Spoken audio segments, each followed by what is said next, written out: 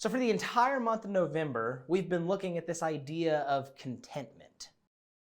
Contentment is learning to be okay with what you have. But does contentment have anything to do with generosity? And if it does, how so? That's a great question. And as we jump into the Bible today, we get to see just how contentment and generosity go together. Let's check it out.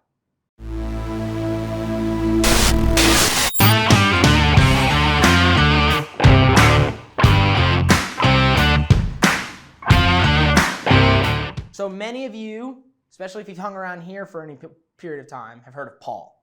Paul was one of the first followers of Jesus, and Jesus gave Paul the job of spreading the good news throughout the Roman Empire. Paul took his job really seriously, and during his missionary trips and travels, Paul was able to introduce Jesus to new towns and establish churches along the way. In the city of Corinth, the people were surrounded by unimaginable difficulties. Paul found it to be a great place to start a church.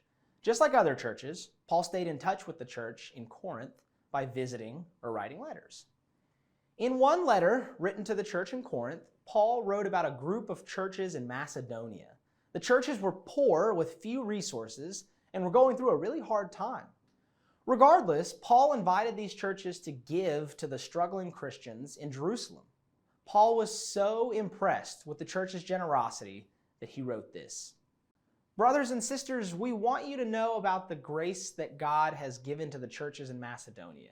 They have suffered a great deal, but in their suffering, their joy was more than full. Even though they were very poor, they gave very freely. I tell you that they gave as much as they could. In fact, they gave even more than they could. Isn't that awesome? Although they were poor and going through difficulties in Macedonia, they found a way to give to others. Paul continued and said this, completely on their own, they begged us for the chance to share in the serving of the Lord's people in that way. They did more than we expected.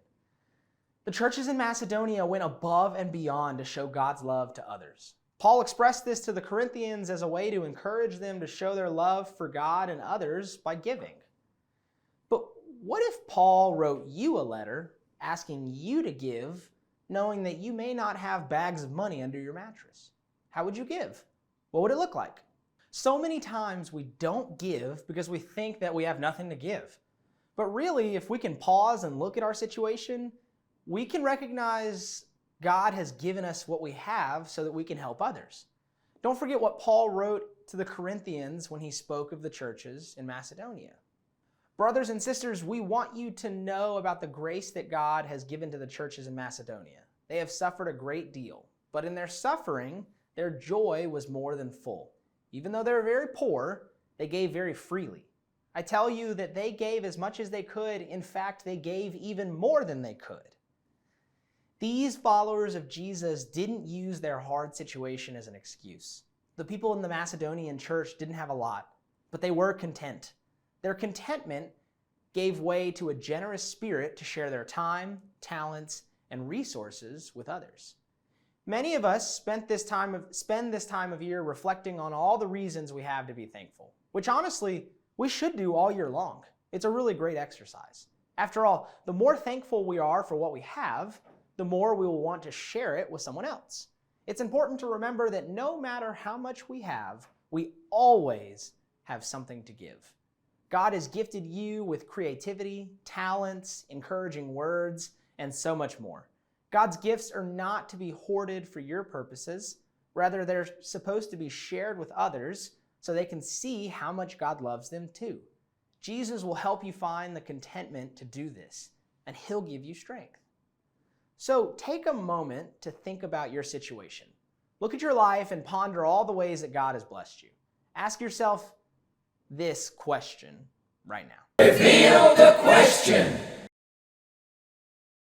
How can you use what you have to help others? When we're able to think through this long list, we're able to find contentment. And if you're not quite sure, that's okay.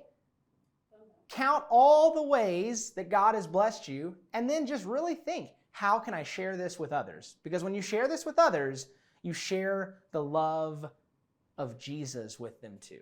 We'll see you guys next time.